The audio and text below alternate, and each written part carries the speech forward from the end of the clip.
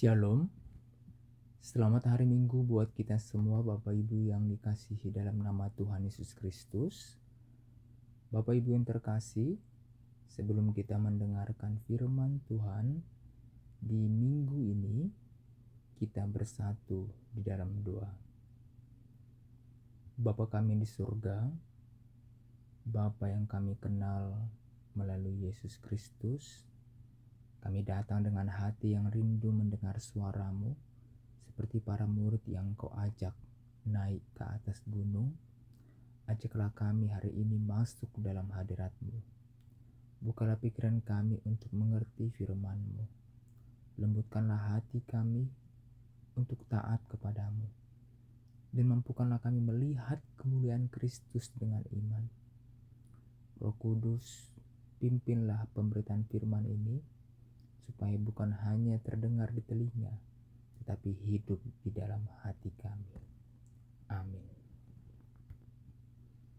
Bapak Ibu yang terkasih dalam nama Tuhan Yesus Kristus, firman Tuhan di minggu ini tertulis dalam Lukas 9 ayat 28 sampai 36. Lukas 9 ayat 28 sampai 36. Demikian firman Tuhan.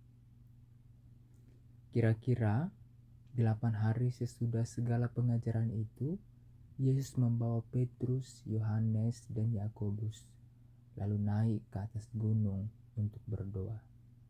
Ketika ia sedang berdoa, rupa wajahnya berubah dan pakaiannya menjadi putih berkilau-kilau. Dan tampaklah 2 orang berbicara dengan dia, yaitu Musa dan Elia. Keduanya menampakkan diri dalam kemuliaan dan berbicara tentang tujuan kepergiannya yang akan digenapinya di Yerusalem. Sementara itu Petrus dan teman-temannya telah tertidur, dan ketika mereka terbangun, mereka melihat Yesus dalam kemuliaannya dan kedua orang yang berdiri di dekatnya itu. Dan ketika kedua orang itu hendak meninggalkan Yesus, berkatalah Petrus kepadanya, "Guru, betapa bahagianya kami berada di tempat ini. Baiklah, kami dirikan 3 kemah, 1 untuk kemah engkau, 1 untuk Musa, dan 1 untuk Elia." Tetapi Petrus tidak tahu apa yang dikatakannya itu. Sementara ia berkata demikian, datanglah awan menaungi mereka, dan ketika mereka masuk ke dalam awan itu, takutlah mereka. Maka terdengarlah suara dari dalam awan itu yang berkata, "Inilah anakku yang kupilih, dengarkanlah dia." Ketika suara itu terdengar, nampaklah Yesus tinggal seorang diri, dan murid-murid itu merahasiakannya. Dan pada masa itu mereka tidak menceritakan kepada siapapun apa yang telah mereka lihat itu. Amin. Bapak Ibu yang terkasih dalam nama Tuhan Yesus Kristus, jemaat yang dikasihi Tuhan, hidup ini seperti perjalanan mendaki gunung. Kadang kita berada di lembah dengan pergumulan, air mata, dan kebingungan. Kadang Tuhan membawa kita naik ke atas gunung, tempat kita melihat kemuliaan-Nya dengan jelas. Tapi pertanyaannya adalah, apakah kita hanya mau menikmati puncak, atau kita siap turun kembali membawa terang Tuhan ke dunia? Hari ini kita belajar firman Tuhan tentang satu peristiwa yang luar biasa.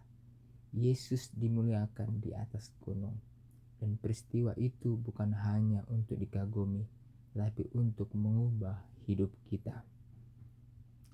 Kita bisa melihat Bapak Ibu dalam konteks firman Tuhan ini dilatar belakangi oleh peristiwa terjadi sekitar 8 hari setelah Yesus memberitahukan kepada murid-muridnya bahwa ia harus menderita, bahwa ia harus ditolak, dibunuh, dan bangkit pada hari yang ketiga.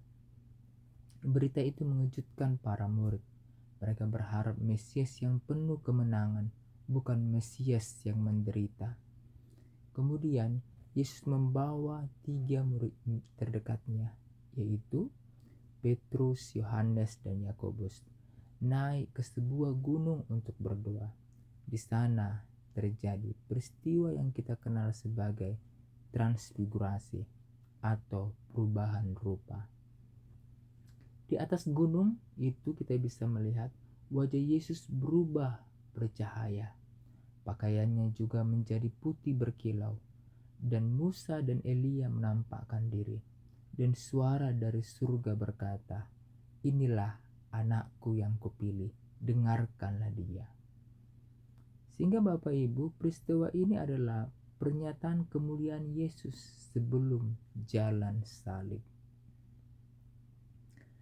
Kita bisa melihat menggali Bapak Ibu dalam firman Tuhan ini di ayat yang ke-29, saat Yesus sedang berdoa rupanya berubah.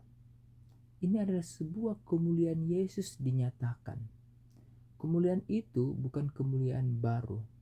Itu adalah kemuliaan yang sudah ada sejak kekekalan. Tetapi sekarang disingkapkan, Yesus bukan sekedar hanya guru, bukan hanya nabi, ia adalah anak Allah yang mulia. Seringkali kita melihat Yesus hanya sebagai penolong saat susah. Tetapi hari ini kita diingatkan, ia adalah Tuhan yang mulia. Itu yang dinyatakan Bapak Ibu dalam ayat ke-29, kemuliaan Yesus dinyatakan. Selanjutnya kita belajar Bapak Ibu di ayat ke-30 sampai 31, yaitu Musa dan Elia hadir. Musa mewakili Taurat atau hukum, Elia mewakili para nabi. Di sini Bapak Ibu, Yesus adalah penggenapan hukum dan para nabi. Keduanya berbicara tentang kepergian. Yesus akan digenapi di Yerusalem, yaitu penderitaan dan kematian. Artinya, seluruh perjanjian lama menunjukkan kepada Yesus Kristus salib bukan kecelakaan sejarah. Itu adalah rencana keselamatan Allah. Kemuliaan Yesus tidak terpisah dari penderitaannya. Salib dan kemuliaannya berjalan secara bersama. Amin Bapak Ibu. Selanjutnya kita belajar di ayat ke-33. Petrus berkata, "Guru, betapa bahagianya kami berada di tempat ini. Baiklah kami dirikan 3 kemah." Kita bisa melihat Bapak Ibu, Petrus ingin tinggal di momen itu. Siapa yang tidak mau tinggal dalam pengalaman rohani yang indah Bapak Ibu? Tapi Bapak Ibu, hidup tidak hanya di gunung atau di lembah yang harus dijalani. Tuhan tidak memanggil kita untuk tinggal dalam pengalaman, tapi untuk hidup di dalam ketaatan. Iya, manusia sering ingin tinggal di puncak. Manusia ingin sekali Bapak Ibu tinggal di zona yang nyaman. Manusia ingin tinggal di tempat yang memang sangat enak dinikmati, merasakan keindahan. Tetapi Bapak Ibu, Tuhan memanggil kita untuk di dalam hidup ketaatan, yaitu menjadi terang bagi orang. Selanjutnya di ayat yang terakhir, di ayat 35. Ya, inilah inti dari peristiwa itu. Suara dari awan berkata, "Inilah anakku yang kupilih, dengarkanlah dia." Ya, dengarkanlah dia. Ya, bukan Musa yang terutama, bukan Elia, tetapi Yesus. Iman Kristen bukan terutama tentang pengalaman spektakuler yang begitu luar biasa, tetapi tentang mendengarkan dan menaati Yesus. Bapak Ibu yang terkasih, firman Tuhan menegaskan kita, dengarkanlah dia, dengarkan dan menaati Yesus. Apa yang bisa Bapak Ibu yang menjadi aplikasi dalam kehidupan kita di dalam minggu ini? Di tengah pergumulan, ingatlah bahwa Yesus adalah Tuhan yang mulia. Salib bukan akhir cerita, ada kemuliaan setelahnya. Selanjutnya, Jangan hanya mencari pengalaman rohani, tetapi ketaatan. Ibadah minggu adalah gunung, tetapi Senin sampai Sabtu adalah ladang pelayanannya. Amin ya Bapak Ibu ya. Selanjutnya, belajarlah mendengarkan Yesus setiap hari. Dengarkanlah melalui firman-Nya. Dengarkanlah melalui doa. Dengarkanlah melalui ketaatan sederhana. Dan yang terakhir, kita hidup terasa seperti lembah.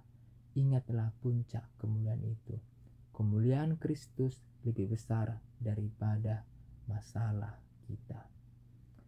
Sehingga Bapak Ibu terkasih, hari ini Tuhan mungkin tidak membawa kita melihat cahaya yang menyilaukan, tapi melalui firman ini, Ia berkata kepada kita, inilah anakku yang kupilih, dengarkanlah dia.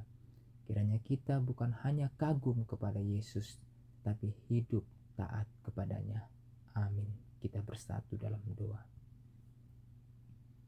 Tuhan Yesus yang mulia, kami bersyukur karena Engkau menyatakan kemuliaan-Mu kepada murid-murid-Mu. Dan hari ini kepada kami melalui firman-Mu. Ampunilah kami jika kami lebih suka pengalaman rohani daripada ketaatan sehari-hari. Ajarlah kami mendengarkan suara-Mu dan setia mengikuti-Mu, baik di puncak gunung maupun di lembah kehidupan. Tuhan, kuatkanlah Tuhan jemaat-Mu yang sedang berada dalam pergumulan. Ingatkan mereka bahwa Engkau adalah Tuhan yang mulia yang berjalan bersama kami. Biarlah kemuliaan-Mu memancarkan melalui hidup kami, di keluarga, pekerjaan, perkuliahan kami, dan pelayanan kami. Hanya di dalam nama Tuhan Yesus Kristus kami berdoa.